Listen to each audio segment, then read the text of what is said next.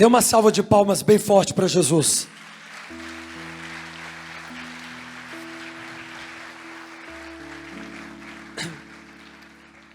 Antes de ministrar, eu queria fazer um momento de oração por algumas pessoas específicas. Enquanto eu orava, Deus me disse sobre pessoas que estariam ansiosas, tristes ou com medo. Pessoas que estariam passando por problemas na alma. E eu tenho uma boa notícia para você que está assim.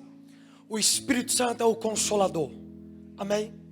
Então, antes de qualquer sinal vindo do Espírito Santo sobre nós, Deus nos derrama consolação. Jesus, ele apresentou o Espírito Santo como um consolador. Jesus poderia ter apresentado o Espírito Santo como qualquer outra coisa. Mas Jesus, em João 16 e 17, antes da sua ascensão para o Pai, ele diz: eu vou, mas eu deixo a vós, eu deixo a vocês o Consolador, que é o Espírito Santo. Preste atenção, o Espírito Santo não tem consolação, ele é a própria consolação, porque ele é o Consolador. E o Espírito Santo, antes de fazer algo através de você, quer fazer algo dentro de você. Porque quando ele faz algo através de nós, e antes nós não passamos por um processo onde Deus efetua em nós o seu querer, dá ruim. A gente para. Então, eu tomei remédio descontrolado por 4 anos e 8 meses. E eu estou mais de 1 ano e meio sem tomar nenhum remédio descontrolado. Socian, Citalopram, Depakote e Votril. Os 4 remédios que eu tomava, eu não tomo mais porque eu tive vários encontros com o Consolador e com as Escrituras Sagradas. Então, ansiedade, depressão, medo, tudo isso vai embora com o entendimento de que é o Espírito Santo, um relacionamento com Ele e por um mergulho nas Escrituras, porque tudo isso tem a ver com renovação de mente. Então, se você chegou aqui nessa noite, você diz: João, eu tô mal, eu ando ansioso, eu ando triste, ou ando com medo. Eu queria que você levantasse a sua mão bem alta assim, ó. Bem alto. Pode levantar bem alto assim, ó. Isso. Levanta bem alto assim, ó. Bem alto assim, ó. Eu vi muita gente levantando. Estende assim, ó. Não existe nenhum problema em passar por dores. Jesus passou também por dor. Fica uma levantada bem alta assim, ó. Agora olha ao seu redor, com a mão levantada e todo mundo que também não está. Ok, continue com a sua mão levantada. Não precisa esconder a sua dor, porque a sua dor é igual à da maioria. Se você esconde dor, você esconde o testemunho. O testemunho só tem poder quando você é vulnerável com sua dor. E é o óbvio. Fica a mão levantada. Você que está do lado de alguém que levantou a mão, ou na frente de alguém, ou atrás de alguém que levantou a mão, coloque sua mão nos ombros dela. Impõe as suas mãos assim, ó. Se você no seu lugar sentiu alguma mão sendo colocada em você, abaixe a mão. Só continua com a mão levantada quem não recebeu imposição de mão de ninguém. Pode abaixar a mão agora. Abra as suas mãos assim. Você que colocou a mão nessa pessoa, você vai orar por paz e alegria. A Bíblia diz em Romanos que o reino de Deus não é comida nem bebida, mas paz, justiça e alegria. Jesus, ele disse em Lucas 17, que o reino de Deus não está lá e nem lá, mas dentro de nós. O que isso significa? Você, pelo Espírito, carrega o que essa pessoa está anseiando hoje, que é paz e alegria. E você vai orar por isso. Então feche os seus olhos e abra as mãos. Eu quero que você comece a orar. Comece a falar: Espírito Santo, venha com paz e alegria. Ore ouvindo a sua voz. Espírito Santo, eu oro pelos seus filhos e filhas. Eu oro, Espírito Santo, para que toda ansiedade, toda tristeza, todo medo venha dar lugar a muita paz e muita alegria. Não uma paz e uma alegria baseada no ter ou não no ter. Não uma alegria baseada, meu Pai, no capitalismo, no ter ou não ter, mas uma alegria, uma paz baseada na revelação da eternidade. Espírito Santo, eu oro para que dessas dores venham sair a partir de hoje testemunhos e cicatrizes. Espírito Santo, eu oro para que se houver alguém aqui, Senhor, que está tomando remédios controlados, eu oro por graça para que eles não precisem mais tomar esses remédios.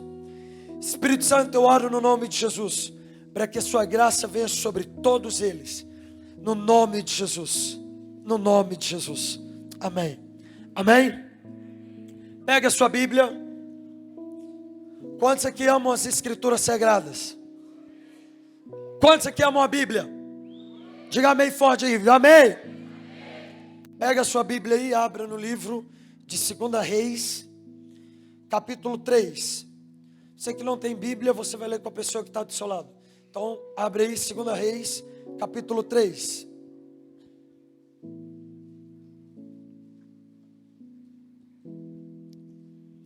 Segunda Reis, capítulo 3, desde o versículo 11.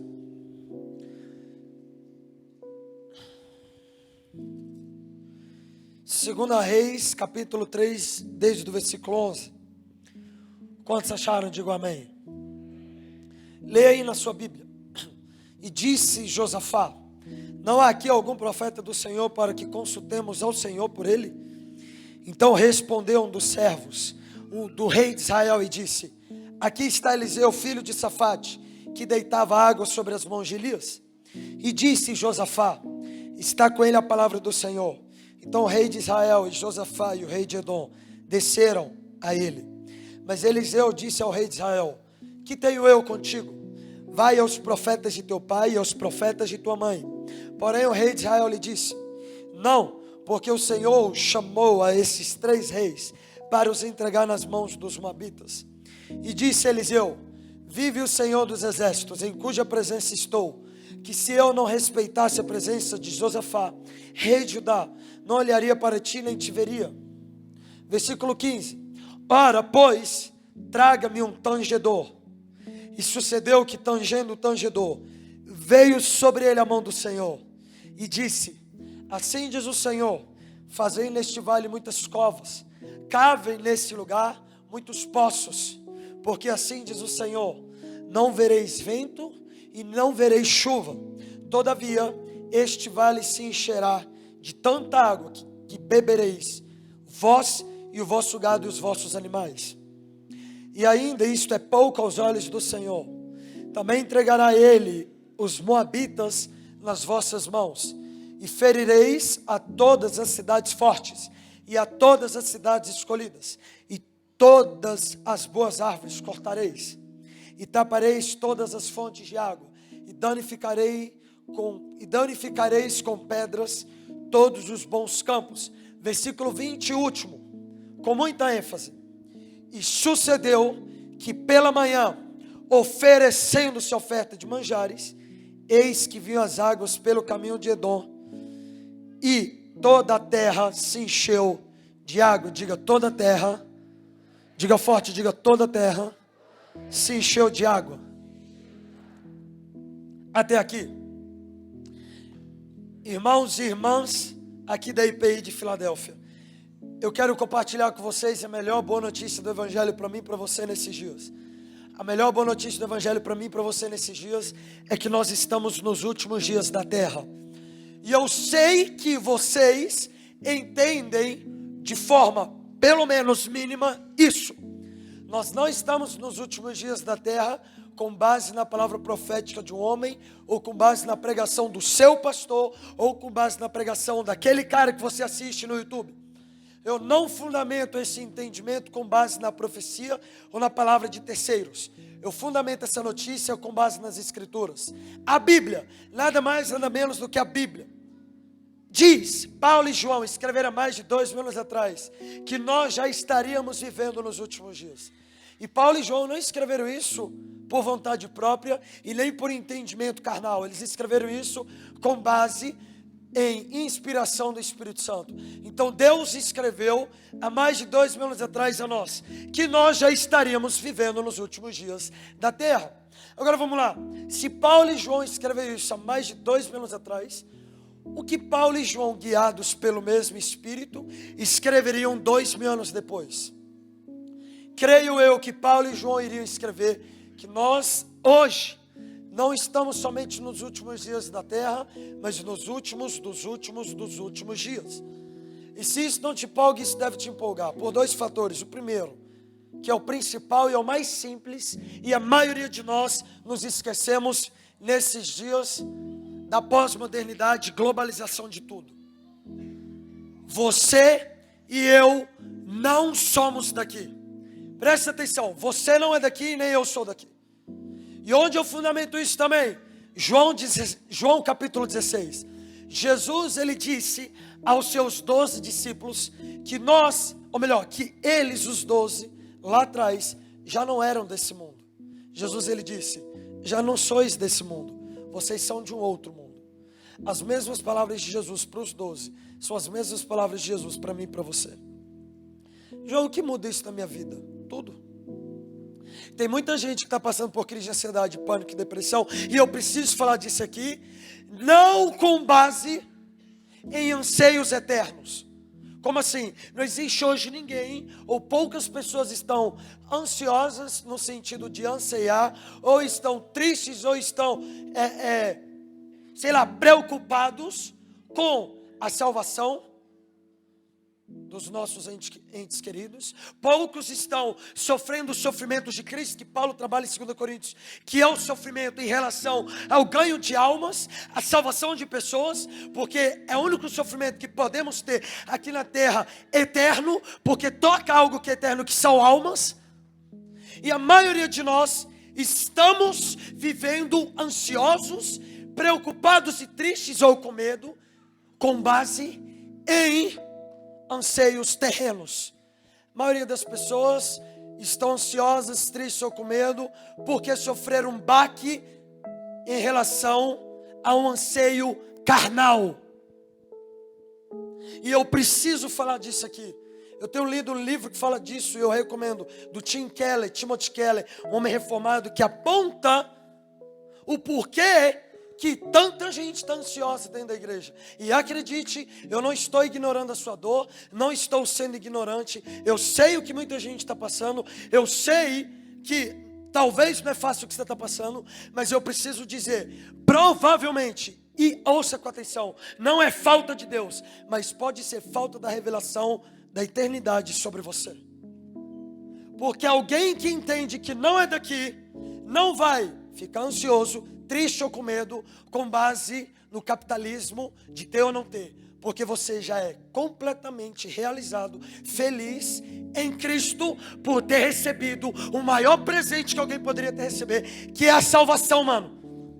Presta atenção, se a morte chegar para você, você foi para o céu. Não é o fim, é o começo. Já pararam para pensar que a morte para o cristão não é o fim, é apenas o começo da verdadeira vida? O dia em que nós vamos estar, sabe, lá na eternidade, de frente com aquele que tem olhos como de chama, que tem uma espada em sua boca, Jesus Cristo em carne e osso, para mim e para você.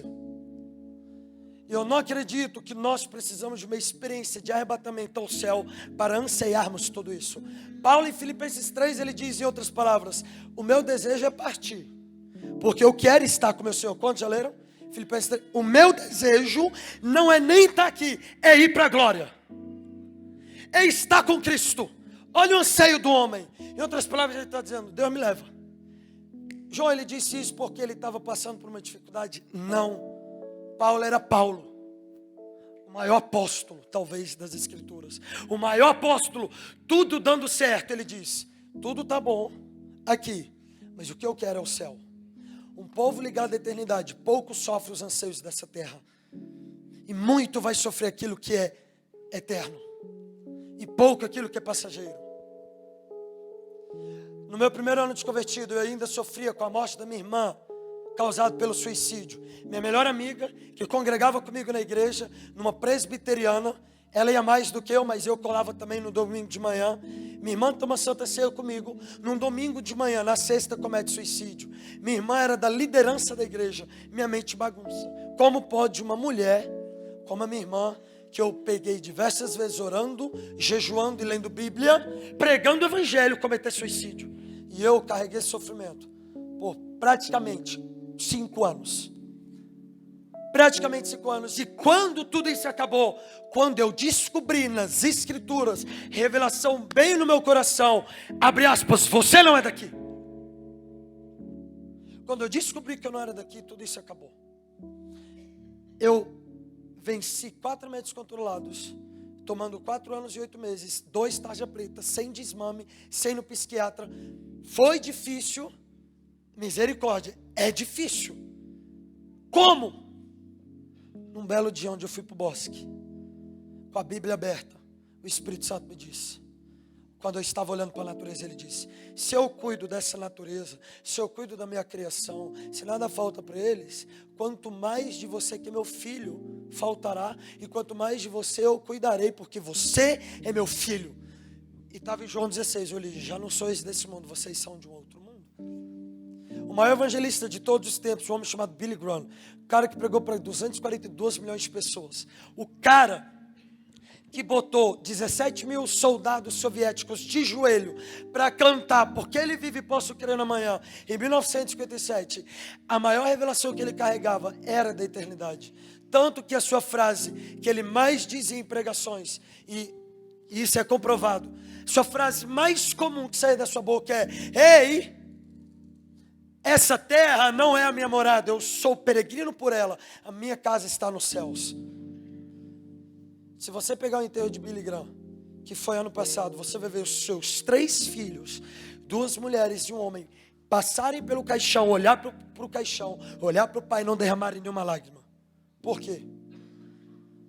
Porque o pai, desde os 11 anos de idade, dos 3, dizia: se o papai for pregar nessa tal nação e não voltar, não chore a minha morte, porque eu não sou daqui, eu sou do céu, e você também. Eu quero ir para casa. E se o papai morrer, ele vai para casa. Revelação da eternidade muda muito. Irmãos, galera, anseiem o céu como nunca. Isso é bíblico e aceitável diante do Senhor. Anseiem a eternidade como nunca. A minha oração é para que a eternidade brilhe aos nossos olhos. Será que anseiamos mesmo e amamos por Cristo? Porque se amamos Jesus, anseiamos mais a volta dele do que qualquer outra coisa. Porque se estamos muito bem nessa terra e não anseiamos a volta, pode significar que você já está totalmente preso a essa terra e provavelmente essa terra se tornou verdadeiramente a sua casa. Segundo fator que te leva em empolgação, a notícia dos últimos dias. Os últimos dias para nós, igreja, será de muita glória. O futuro dos cristãos nos últimos dias será brilhante. E eu preciso falar isso daqui para entrar onde eu quero entrar. Estou apenas na introdução, mas vamos lá. No sermão escatológico de Jesus em Mateus 24, ele aponta os sinais dos últimos dias e do fim dos tempos. E ele aponta fome, catástrofes naturais, rumores de guerra. E ele aponta também o evangelho do reino de Deus sendo pregado a todos os povos, nações, tribos, para que então ele voltasse. A igreja por muito tempo pegou todos esses versículos, menos o 14, versículo da fome, guerra, e o amor de muitos se esfriando, e criou uma teologia dos últimos dias, dizendo: igreja, fique onde vocês estão, porque os últimos dias para nós será de muitas trevas, serão tenebrosos. E realmente tudo isso que Jesus apontou está acontecendo, não é de hoje. Amor de muitos se esfriando. Entra na sua escola, faculdade e trabalho, você vai identificar que existem mais pessoas presas ao celular do que presas a relacionamento olho a olho. Estamos em dias, e os jovens e adolescentes podem confirmar isso mais do que os adultos e idosos, infelizmente, que o celular chama mais atenção do que o olhar da pessoa que está do seu lado. Essa é uma pesquisa agora de Harvard que comprovaram que os jovens hoje ficam mais tempo presos ao celular do que em relacionamento face a face. Aí se explica o suicídio de muitos. A galera está se matando porque não se sente amada e parte desse mundo. Mas Deus está levantando homens e mulheres que vão corrigir isso. Eu já decidi que eu vou fazer parte desse grupo. Eu não saio com o celular ligado. E você pode achar radical, mas isso é comigo. Eu não saio, eu boto ele no modo avião, só pego e ligo a internet quando eu chego em algum lugar que eu estou sem pessoas para me relacionar. Porque eu não sei você, mas eu não quero que ninguém do meu lado se suicide novamente, porque não se sentiu amado.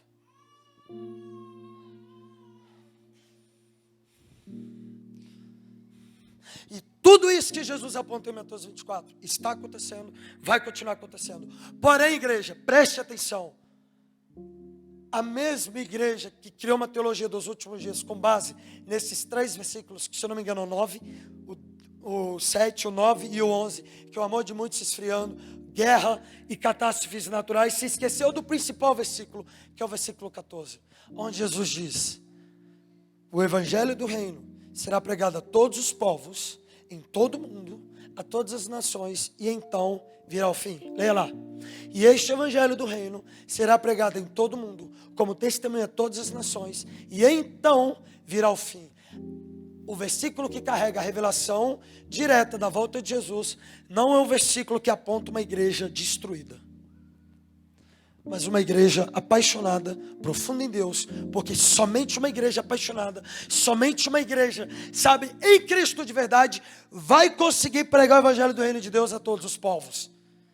Guerra, fome, catástrofe natural, apenas o início das dores de parto de um filho que vai nascer após ela, chamada volta de Jesus.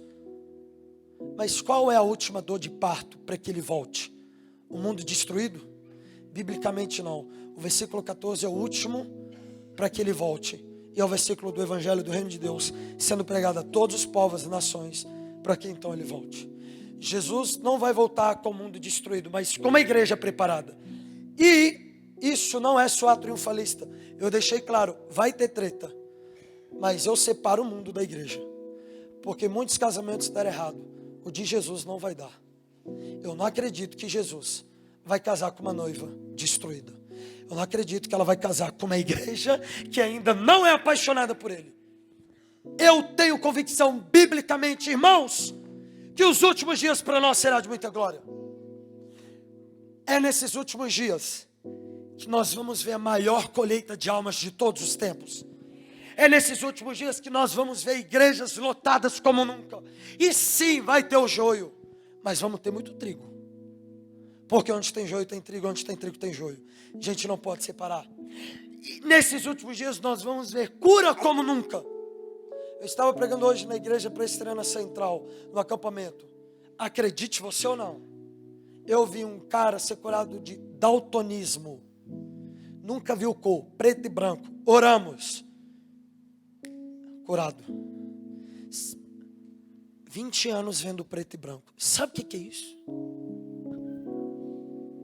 Sabe o que é em 20 anos o Pedro lá da presbiteriana central vê preto e branco, não saber o que é azul?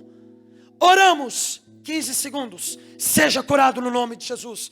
Ele abre os olhos. Agora, abrindo os olhos, ele não vai ficar assim, né? Ele começou a pular. Gente, o que é isso? Ele começou a reagir, sua alma florou, suas emoções começaram a florar. Ele ficou mais ou menos 2 horas em transe psicológico. Primeira vez que o Pedro viu cores. Quem curou? Cristo. Vi na Bolívia agora, Santa Cruz de la Sierra, estava pregando lá. Vi uma menina de 20 anos, Maria Fernanda, e hoje Deus vai curar muitas pessoas. Maria Fernanda, nódulo, 2,5 cm, 1,7 centímetros, 2, no lobo direito da tireoide. Sai no nome de Jesus. Eu senti na minha mão, nunca tinha sentido isso. Já orei por câncer, mas sempre sem nódulo, visível. Primeira vez que foi com nódulo. Na verdade, já orei por nódulo, assim, mas nunca saiu. Sempre fiquei no vácuo. Sai em nome de Jesus, suma. E o negócio lá, o bichão. Aí eu continuarei orando. E aí, orando, irmãos, tem um vídeo lá no Instagram. Algumas pessoas devem ter visto. Se você duvida, vê lá. Bem-aventurado aqueles que não precisam ver para crer, mas tem aqueles que precisam ver para crer. Orando, está lá no vídeo, o caroço, na minha mão, recuando. Eu fiquei bem assim, ó. E ela com os olhos fechados. E eu também, na verdade eu com os olhos fechados. Eu só senti na mão. Quando eu senti, eu estava orando bem assim, ó. Chega com o olho assim, ó. Aí eu abri o olho assim, o caroço sumiu, os dois. E não é caroço assim não, gente, é assim, ó, grandão. Eu abri o olho, cadê o caroço? Sumiu. Comecei a orar aqui, minha mão foi parar aqui. Que o caroço diminuiu. Aí eu falei, em nome de Jesus, amém. Eu comecei a chorar. Aí Maria Fernanda abre os olhos. Ela estava suando. E lá estava frio. Ela estava pingando suor. Aí eu falei bem assim, engole. Ela, porque ela não conseguia engolir, ela estava sem comer. Ela só bebia água e sopa. Aí ela engoliu.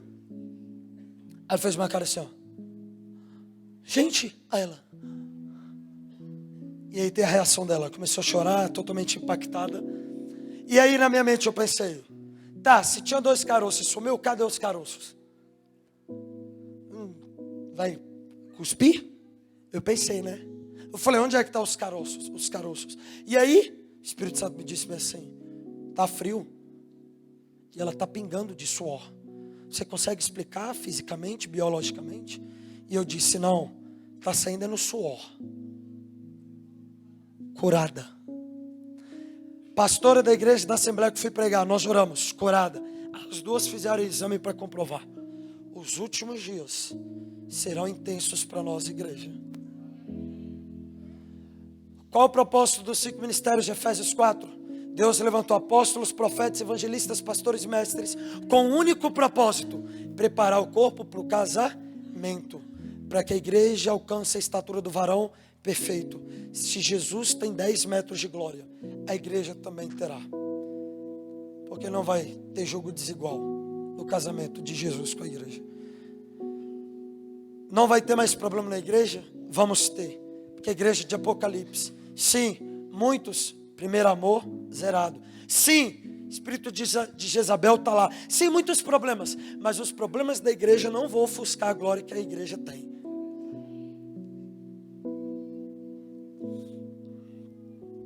O que Deus está fazendo nesses dias? Derramando o último avivamento da história. Eu não acredito em mais do que um avivamento. Se você entender o que Deus está fazendo, biblicamente, olhando para o Brasil e no mundo, você vai ver que tudo aponta para um último avivamento, para que o evangelho seja pregado a todos os povos, e então ele volte. Por isso que, meus irmãos, eu já estou preparando minhas malas. Eu não sei você, mas eu já estou orando pela volta, porque eu não sou daqui, e nem você é.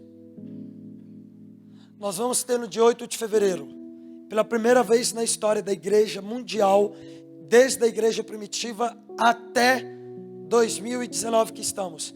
Primeira vez na história, 239 mil cristãos reunidos em 3 estádios do Brasil, Morumbi, Allianz Parque, Estádio Mané Garrincha, juntos, simultâneos, no mesmo dia e horário, buscando mais de Deus. Aí você diz, eles estão indo por conta de pregadores. Nem foi divulgado nenhum. Não existe a hipótese de ninguém estar indo para o estádio por conta de homens. Eles estão indo simplesmente por Deus. Agora vamos lá. Isso aponta para algo maior. Isso aponta para esse último avivamento que Deus está derramando. Sabe o que é 239 mil cristãos? Você entende isso? 239 mil pessoas buscando mais de Deus em um dia. Sabe o que é o presidente do São Paulo, Leco, do time do São Paulo, noticiar nas redes sociais que o recorde do estádio foi batido pela igreja brasileira? Ele postou o recorde do nosso, olha lá depois, o recorde do nosso estádio foi batido. O recorde era de 2008, anterior. Show do Coldplay U2. Vendemos 71 mil ingressos em 7 horas e 30 minutos. Mas nós do São Paulo, SPFC, noticiamos para os nossos torcedores. O recorde do nosso estádio foi batido pela igreja cristã protestante brasileira. Eles venderam 71 mil ingressos em 5 horas e 30 minutos. 2 horas de diferença. O que isso mostra? Nós temos uma igreja com mais fome por Deus do que um mundo com fome por futebol.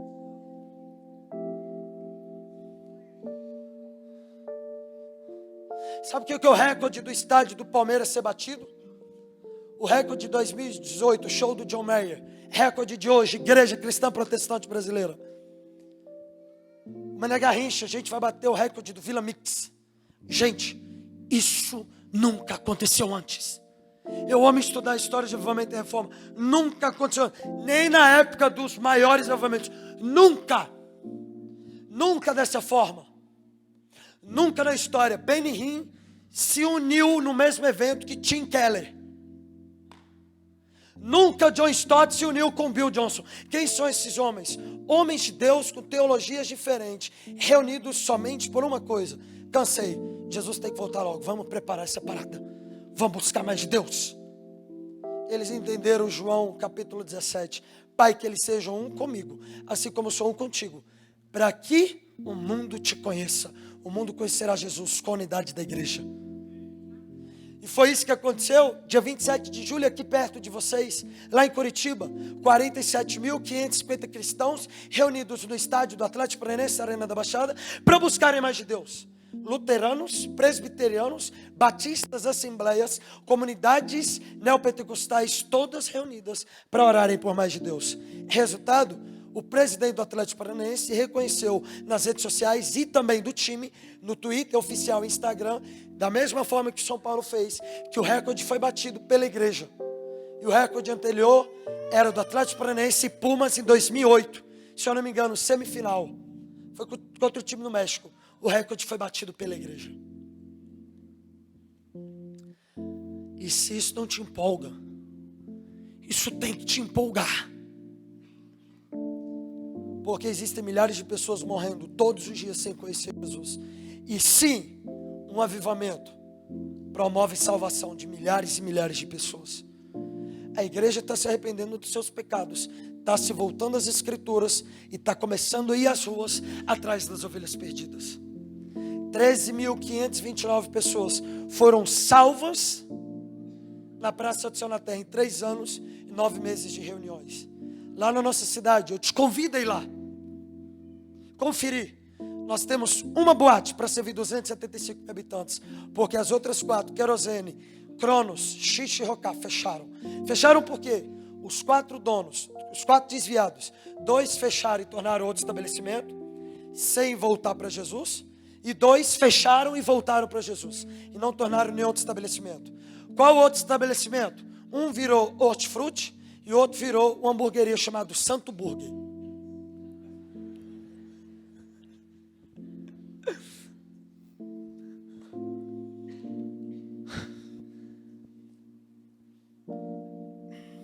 ...597 salvações em bares e boates de Brasília. Só esse ano. 81 estão com a gente. Dos 81, 9 do time de evangelismo.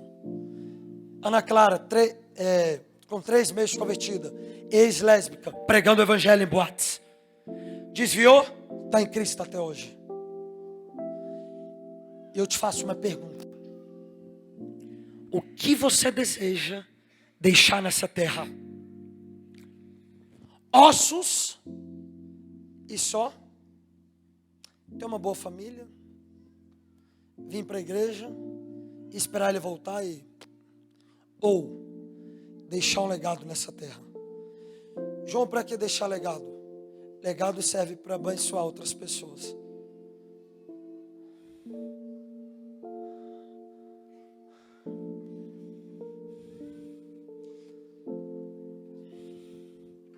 Segunda Reis 3 diz que o rei de Israel, Jorão, junto com o rei de Judá, Josafá, o rei de Edom, eles se unem os 3 e vão à guerra contra os moabitas.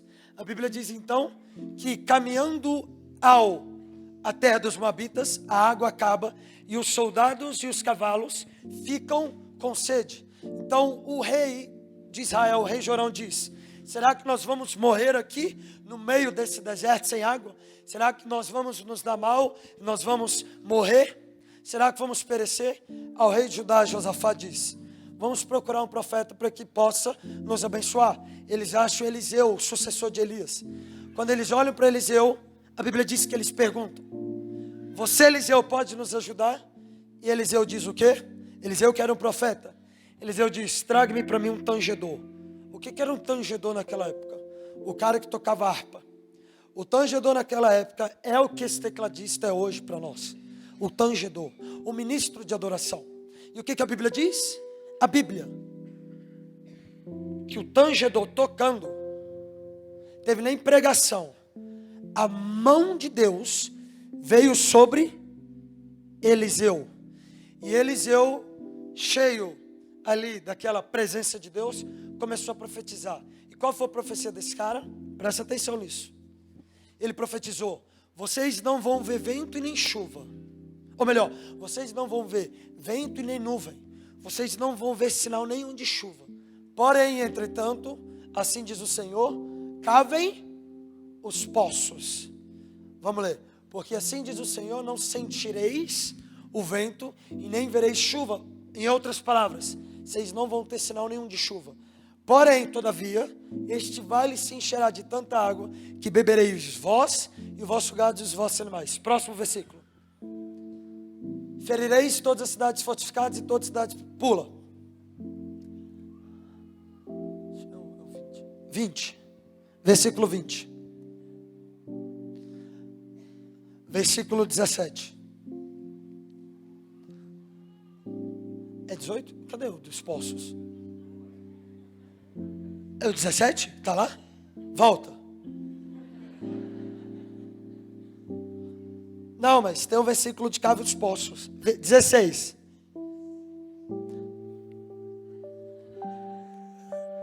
Querendo me pegar, né? Olha aí, ó. E este disse, Eliseu, disse: assim diz o Senhor, fazei neste vale covas e covas. Em outras traduções, poços e mais poços. Vocês não vão ver nuvem e não vão sentir a brisa da chuva, mas cavem os poços. Então vamos lá. Entre o momento de seca, olha isso daqui, preste atenção. Entre o período de seca, do início do capítulo 3, e o momento de chuva do final do capítulo 3 de 2 Reis. Se nós lemos a Bíblia como lemos agora, nós vamos identificar que existiram dois momentos pré-chuva. Diga dois momentos. Diga forte, diga dois momentos anteriores à chuva. Diga dois momentos pré-chuva. E quais foram os dois momentos, igreja? O primeiro, Eliseu profetizando. Eliseu profetiza e vem paralelo, praticamente junto, o tangedor. E depois que o tangedor vem o momento de cavar poços e a chuva vem no versículo 20. A igreja brasileira, por muito tempo, viveu por períodos de seca. Que tipo de seca? Seca espiritual. Nós não tínhamos pregação do evangelho em praças, nós não tínhamos conversões em bares e boates, nós não tínhamos pregação em escolas e faculdades. Eu não sei se você sabe, mas hoje nós temos 45% das faculdades do Brasil ocupadas semanalmente por pregação do evangelho. É um número maior do que a porcentagem de cristãos no Brasil. Diga glória a Deus. Por muito tempo tivemos um período de seca. Mas o que Deus fez? Começou a preparar o campo, a igreja, para a chuva. E que chuva que eu estou dizendo aqui? Avivamento. E o que Deus fez no Brasil? E eu digo isso com temor. Eu não estava no Brasil como muitos estavam aqui anos atrás. Eu nasci em 98. Eu não peguei muita coisa que a igreja viveu, mas eu amo sentar com o Pai na fé e ouvi-los. Isso que eu vou falar com vocês, quem me disse foi o meu apóstolo Ademar, 69 anos, e um pastor chamado Márcio Valadão. O primeiro movimento de Deus no Brasil foi levantar os profetas. Não os profetas do Velho Testamento, mas homens com tamanha intimidade com Deus, que conseguiam discernir de forma espiritual os tempos e estações e começaram a profetizar, não da forma do Velho Testamento, que no Velho Testamento Deus tomava e falava, no Novo Testamento eu falo guiado pelo Espírito, amém? Homens guiados pelo Espírito começaram a profetizar, se prepare porque a chuva está vindo. Um dos eventos que mais bombaram na igreja foi um evento chamado Som da Chuva. Homens de cabelos brancos se reuniram e bolaram esse evento, que aconteceu lá em Belo Horizonte por muitos anos e em todo o Brasil. E o nome já diz, vai ter som de chuva. E o que eles fizeram nesses eventos? Apenas profetizaram a toda a igreja: se arrependam, parem de brincar, se preparem, porque o avivamento está vindo. Para que você não fique de fora, se prepare. E o que Deus fez? E o único celeiro de avivamento que o Brasil teve, ou único não, mas um dos poucos, de avivamento em nível de mover de Deus em comunidades, foi Belo Horizonte. O que Deus fez em BH e em todo o Brasil, inclusive aqui em Londrina? Londrina fez parte disso de forma direta. Deus levantou os tangedores. Você não vê muito pregador nascendo na década passada, mas você vê muitos ministros de adoração. Você vê DT nascendo diante do trono. Você vê Antônio Cirilo. Quantos aqui não lembram? Tua presença é real. Essa música virou as igrejas de cabeça para baixo. A igreja que buscava Deus por aquilo que Ele podia fazer, estava se voltando a Deus para buscá-lo simplesmente por aquilo que Ele é. Sua presença é tudo que precisamos. Deus levanta Asaf Borba. Deus levanta Ademar de Campos. Deus levanta Davi Silva. Deus levanta os tangedores. E veio paralelo ao movimento dos profetas. Mas não teve chuva. Poucas conversões em culto. Pouco arrependimento. Nada de rua. Nada de boate ouvindo Jesus. Nada. Por quê? Antes da chuva e depois dos tangedores, vem algo. Cavar poços. Igreja, eu estou falando isso daqui com muito temor. E eu estou pregando isso daqui para os poucos. Os poucos que vão se tornar muitos em número e que vão deixar um legado nessa geração. Ouça o que eu estou dizendo. Cavem poços. João, o que é cavar poços? Preparar o ambiente para a chuva cair. Não, olha isso. Não vai cavar poço para ter água. Porque a água vai vir de lá. Ó, porque não é pela força e nem pelo braço. É pelo Espírito. A água vai vir de lá. Cave poço para suportar os litros de água que vão vir. João, traduza para mim cavar poço. Leia a Bíblia, ore, jejue como nunca. Se prepare, busque a Deus. Porque a chuva está chegando. E que chuva é essa? O avivamento em nível nacional vai provocar uma reforma. Por que não no Brasil? Existem tantas pessoas incrédulas. Deus amou mais a Alemanha com Hus e Lutero. Deus amou mais Holanda com Armínio. Deus amou mais a Escócia com Knox. Deus amou mais a Inglaterra com Whitefield, Wesley, Wycliffe e Tyndale. Não! Chegou a hora da nossa nação. Eu fui pregar lá na Europa, Holanda. Fui lá, no jardim de oração de Armínio. Fui na igreja do cara. Uma das igrejas mais geladas que entrei em toda a minha vida. A igreja de um grande homem de Deus. Que se ressuscitasse, visse o estado da sua igreja, os seus ossos iriam tremer. Ele iria agonizar em oração, eu tenho certeza. Eu fui numa igreja luterana, fundada em 1634, destruída. Sabe quantas pessoas no culto? A igreja que pariu a reforma, ou melhor, o homem que pariu a reforma, 7. Aqui em Londrina, se tiver uma igreja que tem no domingo um culto com 7 é muito. Olha para mim, é normal o que Deus está fazendo no Brasil? Não. Era para mim, pastores, até eu na Europa e ver como está. Eu sentei com o presidente do estado do Sul, cuida das igrejas de Barcelona, Sevilha, divisa com Portugal. Ele cuida de milhares de pessoas, 81 anos, pai na fé, pastores. Ele olhando nos meus olhos, chorando numa cafeteria. Ele me disse, sabe qual era o meu sonho? E o sonho de boa parte dos cristãos que eu cuido aqui, era estar vivendo o que vocês estão vivendo no Brasil. Quando ele falou isso, Deus me disse, pois fale isso para a minha igreja, porque eles não estão honrando o que eu tenho feito. Eles tratam como normal. Ouça com atenção. Considere normal uma obra de Deus, mas antes se lembre de Lúcifer, que não caiu nas drogas e nem foi com mulher, foi com falta de honra a Deus. Não desonre o que Deus está fazendo no Brasil. Porque Deus está fazendo muita coisa.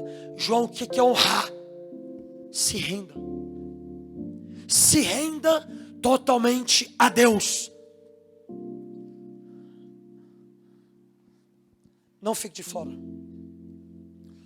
É 1 bilhão de almas que estão profetizando desde 1967. Homens de Deus, puritanos, tementes a Deus, profundos na Bíblia.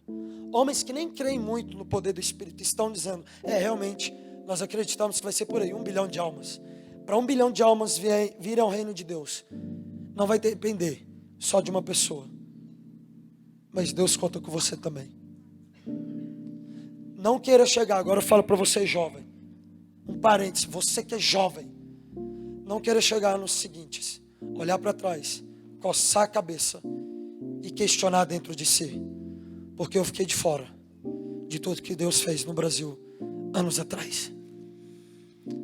Prefira chegar no último dia, cheio de frustrações, mas com experiências para contar, do que chegar no último dia, sem nenhuma história para contar e sem nenhuma marca no seu corpo de tanto ter lutado. Lá em Brasília eu decidi, eu vou lutar pela minha cidade e eu vou vê-la se render totalmente aos pés de Jesus. E Deus anseia que isso aconteça em Londrina. E Deus te chama hoje para viver isso. Quer uma dica?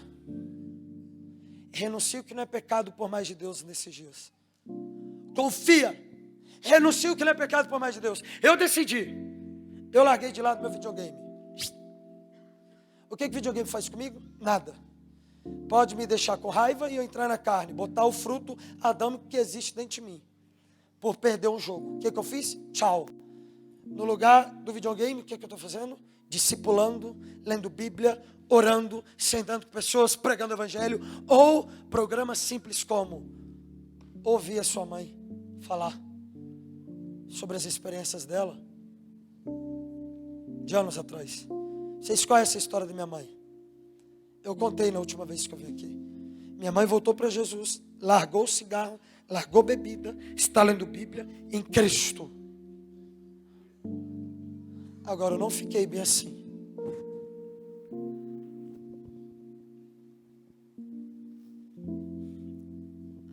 Eu e a minha família lutamos por isso. Não temos 0,1001 em parte nisso. Tudo é Deus. Mas como a Bíblia diz, nos tornamos coparticipantes da graça atuadora na vida da minha mãe.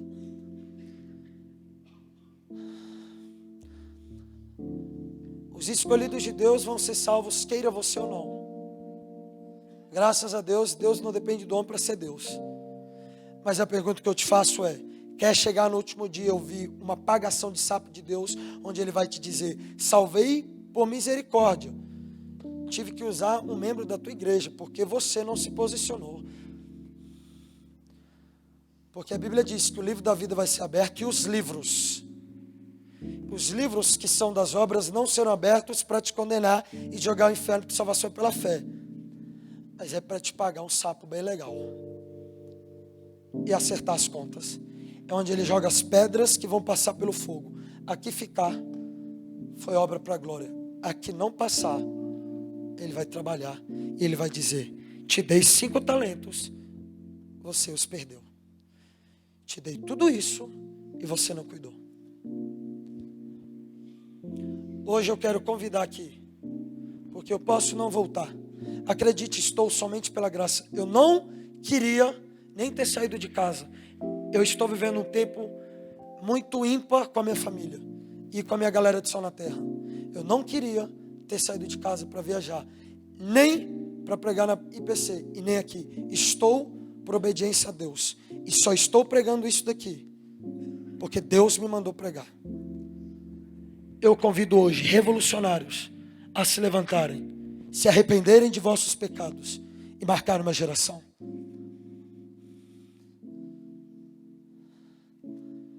Spurgeon, Wesley, Whitefield, Wesley, Hus, Knox, Spurgeon David Bryner, David Wilkerson, Leonard Haverhill, Catherine Kuhlman, Amy McPherson, Ruth Grant, Ruth Wesley, todos eles subiram teto de busca a Deus da igreja. Não vamos diminuir esse teto. Vamos buscar a presença como nunca. João, qual é o caminho para eu voltar a buscar a Deus com fome? Seja sincero hoje. Abra a boca e diga: eu preciso de mais fome pelo Senhor. Eu preciso te anseiar mais. Eu preciso de um renovo. Eu preciso de um fogo. Eu preciso de uma chama nova para buscar o Senhor. Eu preciso de mais fome. E essa é a oração que eu vou fazer por mim mesmo. Porque a carne do João não quer Deus, só quer os prazeres do mundo. Graças a Deus que o meu espírito é nascido de novo. E eu posso, pelo Espírito, buscar o Espírito Santo. Pela carne, só quero os prazeres do mundo. O louvor já pode se preparar.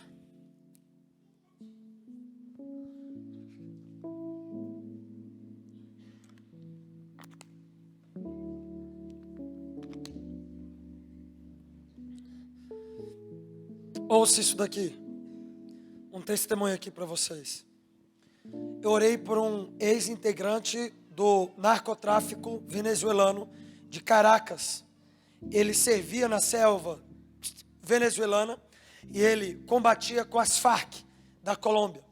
É um cara que só tem 17 passagens na polícia. É um cara que perdeu seus 2 melhores amigos. A metralhadora no centro de Caracas. Saiu em jornais colombianos, venezuelanos. Foi até em Cuba essa história, porque foi 3:30 da tarde no centro de Caracas. Ele é abordado pelos rivais colombianos que foram até Caracas matar eles. Morre os 2 amigos, fica ele. Quando o cara vai dar o confere, pegou 3 balas nas costas. O cara vai dar o confere, a bala não sai. Lá na ponta da rua vem a polícia. Os caras entram no carro e saem voado. E ele, crente em Deus, não, né? Óbvio que não é cristão, mas crendo em Deus, né? Tem gente que, enfim, tem gente que mata e agradece a Deus. Obrigado, Jesus, que eu matei o meu rival. Já peguei isso. Prisão por menor infrator, o cara já falou isso para mim. Mano, eu agradeci a Deus porque Deus me livrou, eu matei o cara. Eu fiquei. E aí E aí a polícia vem, os caras se voam, ele é livrado, né? Ele recebe o livramento. Ele não morre. Aí ele começa a agradecer. Mal sabe ele que o carro com os 3 colombianos saem e vão até em sua casa. Quem estava lá? A esposa e as 2 filhas. Estupradas e mortas. As 3. 3, 4 anos e sua esposa de 30. São estupradas e são mortas. Esse cara, ele recebe um aviso, vamos voltar e vamos te pegar. Ele tinha um amigo que veio morar no Brasil, em Brasília. Juan, alguma coisa. E ele liga pro cara, ele fala: mano, eu vou morrer, eu preciso de um abrigo, e não pode ser na Venezuela. Eu pensei em ir pro Brasil. Como é que tá aí para vender droga? Como é que tá aí o clima? Ele falou: vem que vai dar muito bom. Ele falou: então eu estou indo. E ele vem e ele me falando, Rubem é o nome dele. Ele falou: João, eu vim aqui para roubar e para vender droga. E ele dizendo, eu entendia do assunto. Estou colocando no passado, você já vai entendendo aí. E aí ele vem e ele fica uns 3, 4 meses sem falar com o cara, por conta do celular, para não rastrear. Ele vem, ele liga do orelhão e ele fala: estou indo. Tá, eu estou indo, vou descer no aeroporto de Brasília, fazer conexão no Panamá. Ele pega o avião da Copa, sai de Caracas, ele me contando todos os detalhes, desce para Panamá e vem para Brasília. Quando ele chega lá, ele já olha para o amigo dele, para o Juan, ele diz: e aí, vamos fumar um? 4 meses antes, o amigo dele dizendo o quê? Pode vir, porque vai ter sucesso na venda das drogas. O que o Juan disse? Não, eu parei de fumar. Como assim você parou de fumar? Como assim você parou de fumar? Aí o Juan respondeu: eu conheci Jesus. E vocês sabem que eu estava afastado. Porque lá em Caracas, esse cara se converteu na Universal. Na Universal. Ele se converteu na Universal e ele se afastou. E ele dizendo, eu voltei para Jesus, eu estou congregando uma igreja, mano. Eu larguei as drogas, eu larguei o tráfico, eu larguei tudo. E ele disse, mas como assim você me avisa? Ele falou, você não me ligou. Mas e agora, velho? Eu preciso de grana. Ele falou, eu dou emprego para você. Num shopping. Você vai ser ajudante de limpeza. Mas, mano, eu nunca trabalhei para ninguém. Você quer ou não? Sim. Aí ele começa a trabalhar lá. Resumindo, 2 meses depois, o cara pisa na igreja, uma igreja chamada Reviver lá em Brasília, e o Rubem volta para Jesus. Só que vamos lá, na cirurgia, ele ficou com uma perna menor do que a outra, 3 centímetros, 9.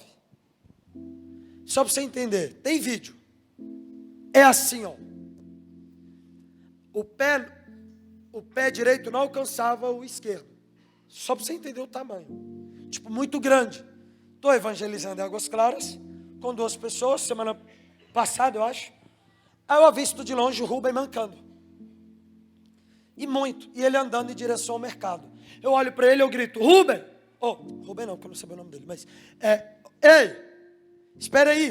Aí eu vou até ele, qual é o seu nome? Pá, a gente começa a trocar ideia. Falei, mano, eu te vi mancando. Eu sou cristão, eu queria orar por você, eu creio que Jesus vai te curar. Ele, eu creio em Jesus também. Eu vou ali no mercado comprar alguns alimentos, e o mercado vai fechar, eu preciso ir logo, mas quando eu voltar, você pode orar. Eu, ok. Falei, o cara recebeu bem. Quando ele volta, eu vou fazer oração por ele, ele fala, para te falar a verdade, eu vou aceitar por educação. Eu sou cristão, mas eu não creio nisso, tá? Não creio, eu tenho motivo para não crer. Então, eu vou sentar, eu não vou fechar o olho, ok? Eu não vou fechar o olho, e é isso. Aí, beleza, senta aí. E eu dente-me bem assim. Deu ruim. Pego a perna dele, boto uma do lado da outra, e ele com os olhos abertos. Geralmente, quando você vai orar, o cara fecha o olho, né? Até um ateu fecha o olho. Ele não, ele bem assim, ó. Eu e os meninos, perna, cresce agora em nome de Jesus. Deu uns 20 segundos. Eu oro para que a coluna dele, porque o problema era na coluna, que resultou na perna, coluna volte ao normal no nome de Jesus. E eu estava segurando essa hora na região do joelho, aqui, nessa região. Eu senti com a minha mão, diante de Deus, eu senti a perna vindo. E eu olhando assim, e ele olhando também. Na hora que eu senti, falei, será que ele sentiu? Eu olhei para ele, né? E o que ele fez? Ele estava olhando para a perna. Quando eu olhei para ele, o que ele fez? Ele olhou para mim. Aí eu, obrigado Jesus pela sua cura, e ainda estava um pouco menor. A gente terminou de orar, aí eu olhei assim para ele, e todo mundo assim, é reação, né? Aí eu, Jesus te curou. Eu não preciso te falar, né? Aí ele, não estou acreditando. Eu senti uma mão puxar a minha perna para baixo, a perna que é menor. Falei, fica de pé. Ele ficou de pé e ele andava mancando. Ele começou. Cada passo que ele dava, ele olhava para trás e bem assim. Gente, é sério isso? E ele falou lá em espanhol, né? Aí ele começou a andar, começou a correr. Ele olhou para o segurança amigo dele do shopping, porque ele é amigo dele, e ele gritou, mano, eu fui curado, Jesus me curou. Resumindo, esse cara já era cristão, então não fizemos apelo. Ele foi curado e ele me disse o porquê que ele não acreditava. Ele falou bem assim, eu vou voltar por conta disso que aconteceu comigo. Eu entendi o poder do Espírito.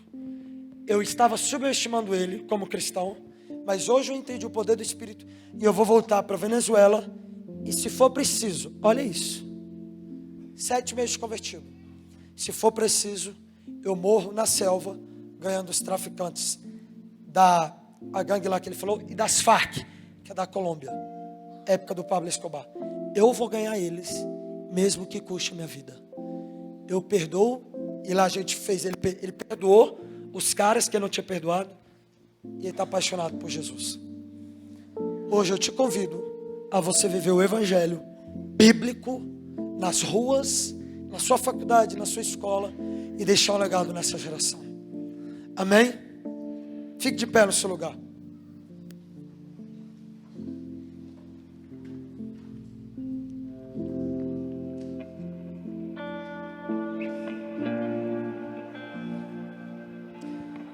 Pode apagar as luzes para mim, por favor. Deixa mais baixa. Isso. Presta atenção. Deus tem algo reservado para Londrina. Eu conheço algumas pessoas daqui, alguns meninos, e eu tenho visto um pouco do que Deus tem feito aqui em Londrina, nas escolas, nas praças e nas ruas. Começou agora o ar no Brasil.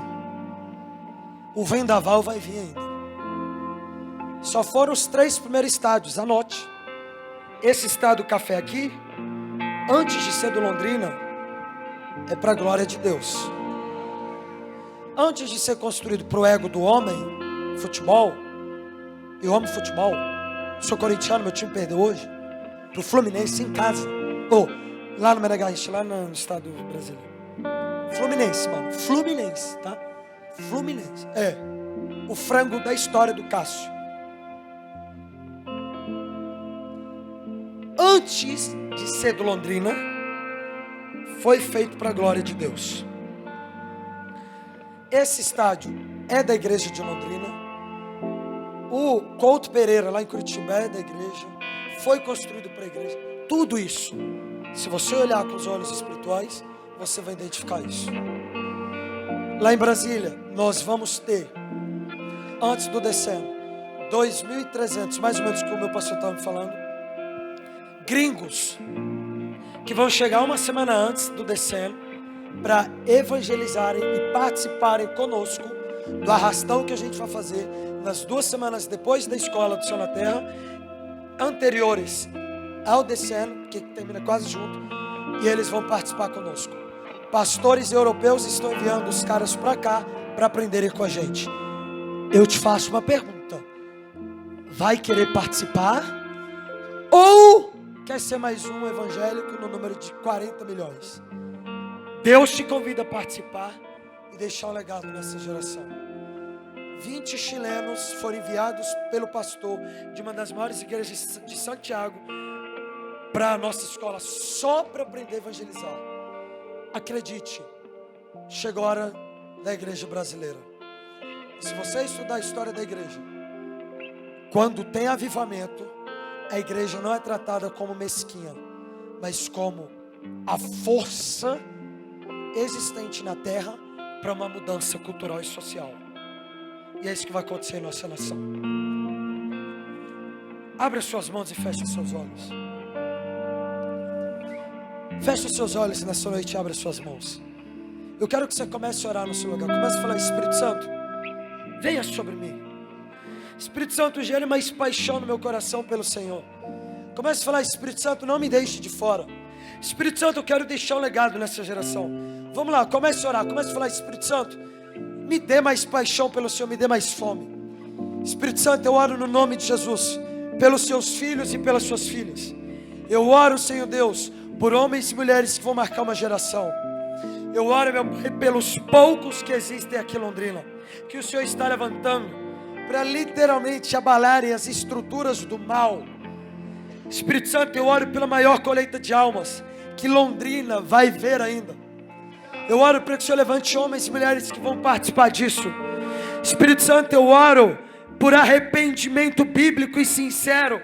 Não arrependimento, meu Pai, de filhos e filhas que simplesmente estão, se deleitando talvez em prazeres da carne. Mas eu oro por filhos e filhas que já abandonaram a Babilônia, mas não chegaram ainda à terra prometida e ao Monte Sião. Homens e mulheres que ainda precisam, meu Pai, mergulhar mais no Senhor. Espírito Santo, aumenta a sua presença. Eu oro, Espírito Santo, por revolucionários. Vamos lá, continue orando. Comece a falar: Espírito Santo, mais.